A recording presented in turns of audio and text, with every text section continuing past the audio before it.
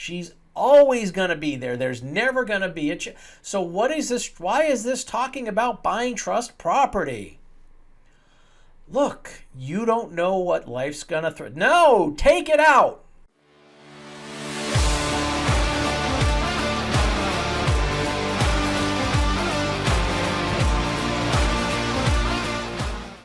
Hi, Jeff Mersace, the Plain English Attorney, and welcome to the video.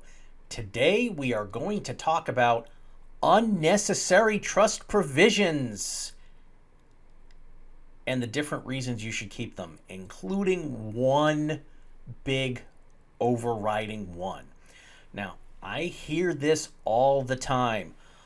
Well, wait a minute, this doesn't really reflect me, and it just brings me back to this story many years ago where I worked with a couple, and it was really, really, really rough because they kept digging into the language. But this doesn't apply to me. This doesn't apply to me.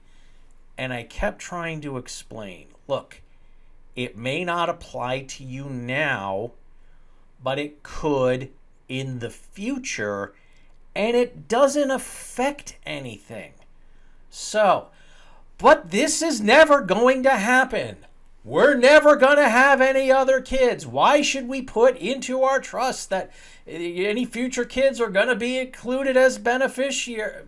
Okay, so, but this was a particularly special and important case because their one daughter was a beneficiary with special needs who really did have a high level of kind of social anxiety, hardly ever left the house. If she ever left the house, it had to be with one of the parents. And they were going through this trust. And why is this about buying other real estate for a beneficiary? We don't need that. She's never going to leave the house we live in now. She's always going to be there. There's never going to be a So what is this? Why is this talking about buying trust property? Look, you don't know what life's going to throw. No, take it out. Okay. This was a case because they were so rough and they were so animated about it, and I knew they were so wrong that I printed out the trust and we did everything with handwritten notes and red ink, and I kept it. I kept all those drafts in paper format. 2 years later or so, they come back. You did this trust wrong. We went to the bank. We're trying to get a mortgage in order to purchase a piece of a house. Let me tell you the situation. Because remember, their daughter was never going to leave the house that they live in. Well, their daughter had some improvements. I think she was like 19 or 20 at this point.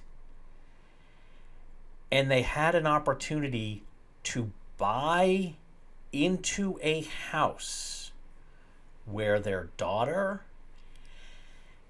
and other people with similar special needs were going to live together, and they were going to hire someone to be in the house full time and help them, and even do some group classes and things like that to make them a little more self-sufficient within that group setting.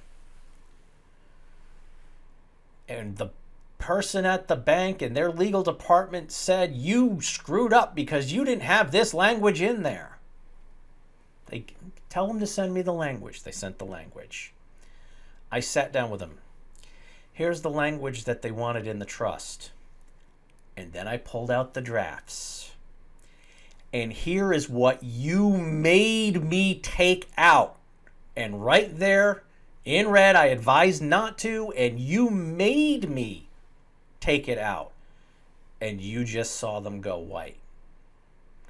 The way I kind of describe this is like, you get a little kid with a screwdriver and he starts taking apart some piece of electronic equipment because he can put it back together. And then when he realizes he can't, it's that same look. They messed up because they insisted I do something against my advice. They made me do it, and now it messed up, and they had absolutely no trouble paying the bill, and we got it straightened out, and I hadn't had any issues with them since.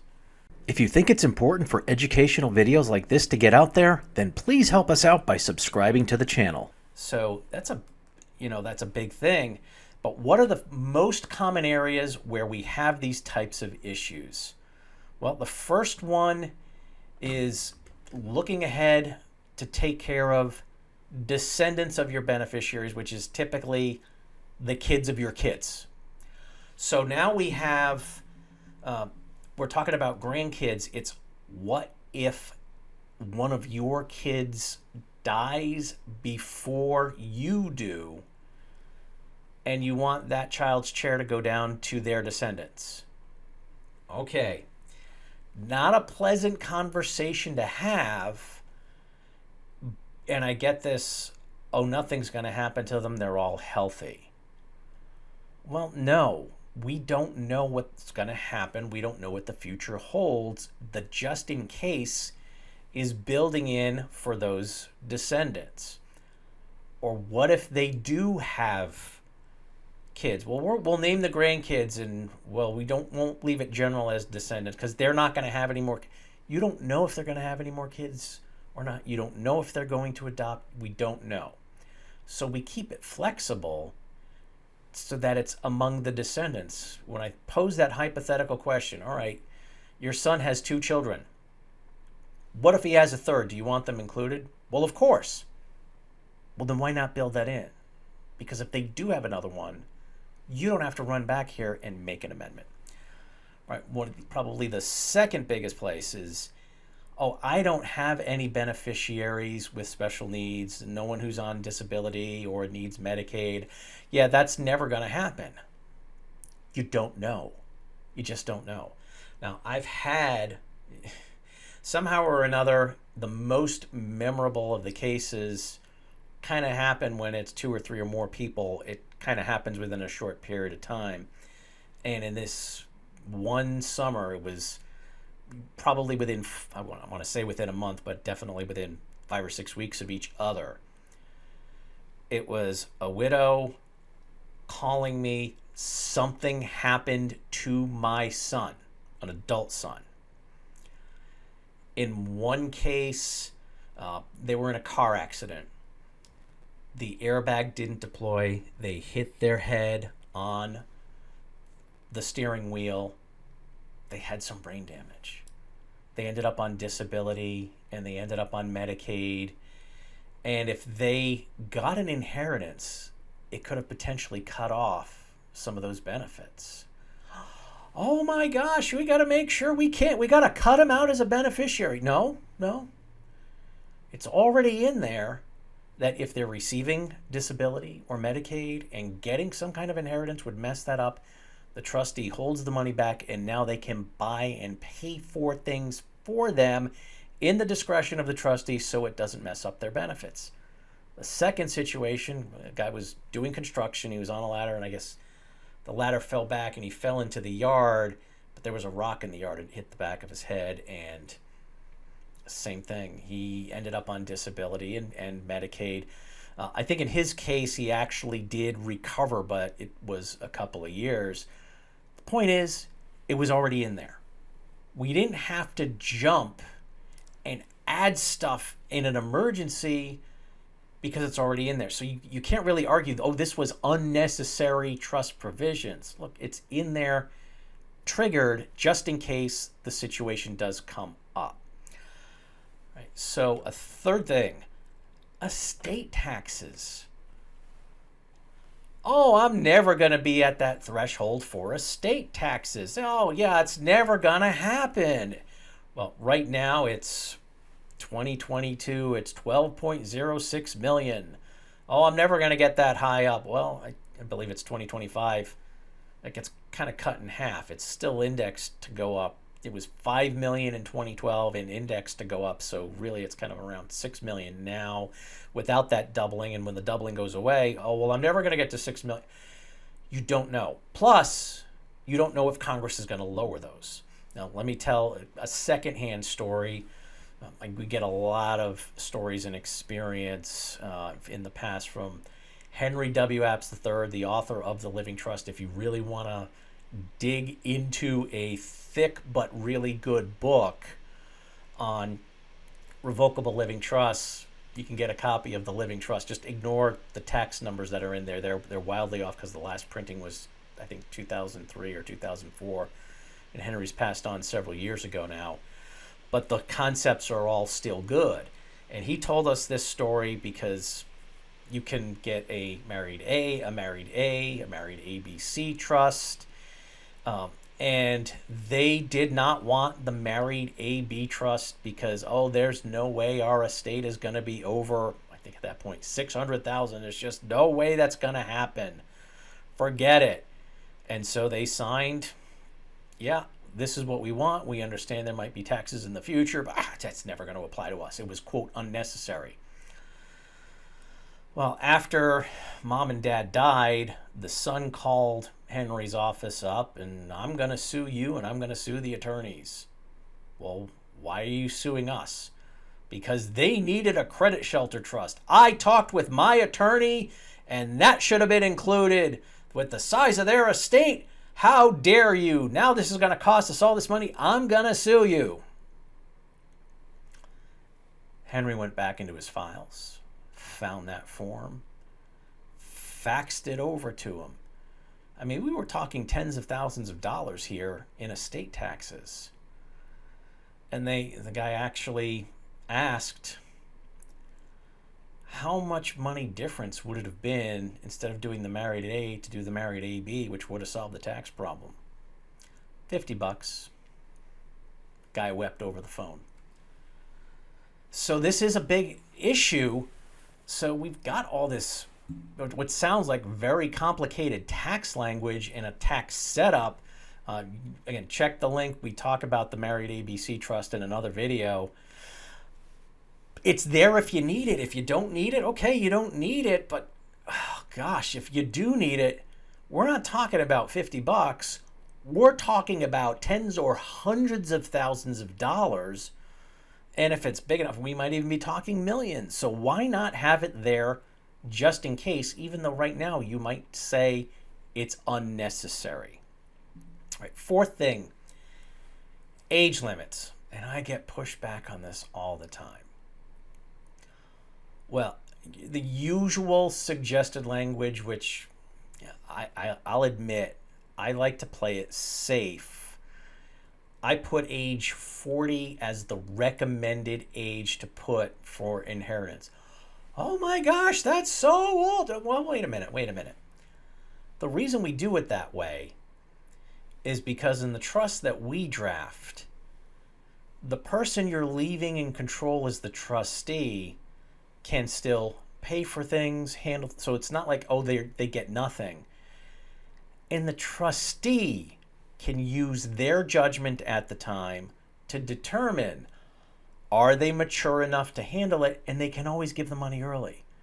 They could say, look, oh, you're 28 years old. I don't see a reason to hold this back for another 12 years. Here you go. On the other hand, most of my clients universally agree. If you haven't gotten your act together by the time you're 40, you're not going to. So what's the point? Might as well give it to you at that point.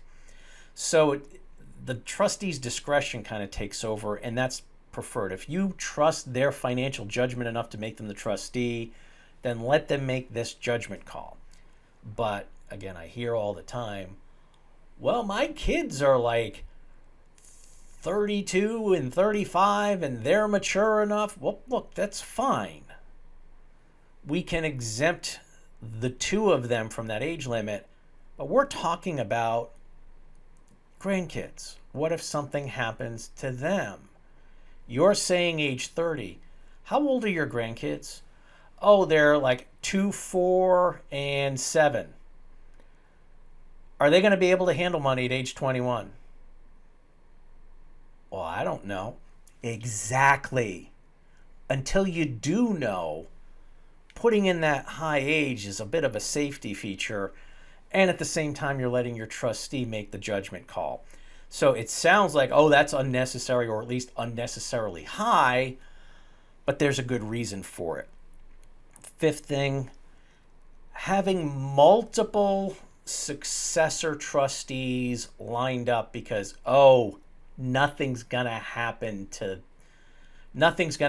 them. They're going to be fine. They're going to be healthy. There's no reason to get three people, a first successor trustee, a second one, and then a third just in case. Oh, nothing's going to happen to them. In my practice, I have seen the first two people, something happens to them. They pass on, dementia, whatever. Once or twice. Oh yeah, they're in jail now. Okay, having three people listed, and then a process for picking more, or you can put in more. It sounds like it's unnecessary, but why not? And so this is just one of those things where really you can say it's unnecessary, but you don't know. There are a couple of reasons, even though it's unnecessary, you definitely want to keep that language in.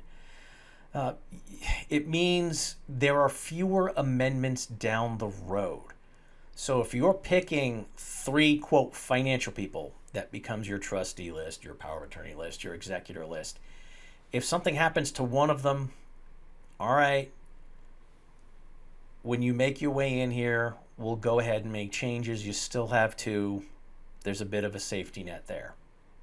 Something happens to two of them, all right, come in and we're going to handle this as soon as we can. But, if you only put one person in, or even two, something happens to one of them, it's more of an immediate, it's an emergency, and we've got to do amendments and changes right away. So having those extra people and having these different situations that may come up means you won't have to amend your trust as much. Those two widows who called because their sons got into those accidents, they were like, wait, we don't have to change anything? No, it's already in there. You don't have to worry about it. Another reason it's, you might end up being incapacitated or passed on by the time the situation arrives. And so you can't come in to build in those contingencies after the fact. So you might as well have it in place and have all that kind of spare tire language. And speaking of the spare tire language, this is just one of those things. Look, it's not going to hurt to have it in there. If you've got a car and you're making a trip to the grocery store, it's only 2 miles away. Do you stand there, open the trunk, take the spare tire and the car jack out, take the first aid kit out? I'm not going to spill anything along the way. I'm going to take all the napkins out of the glove compartment because I'm not going to need it on this 2-mile trip. No, you're going to leave it in there. Because if you don't, there's no bad result. I mean, gas is right now where we are in, July 2022. It's more expensive than it has been for gas, but it's not going to make that much of a difference that you're going to take everything out. So what is the one big reason to leave all that, quote, unnecessary language in the trust? It's because things change in life and you don't know what's going to happen until it has happened. So you might as well be prepared. So this is one of the reasons why I always tell my clients, and I'm telling you now that you've gotten this information, I hope you did find it useful, but I tell my clients, look, stay safe, plan ahead, and enjoy life. And the fact is, you can enjoy the life without as much worry if you know that stuff is already in there. And whatever you do, make it a great day. We'll see you in the next video.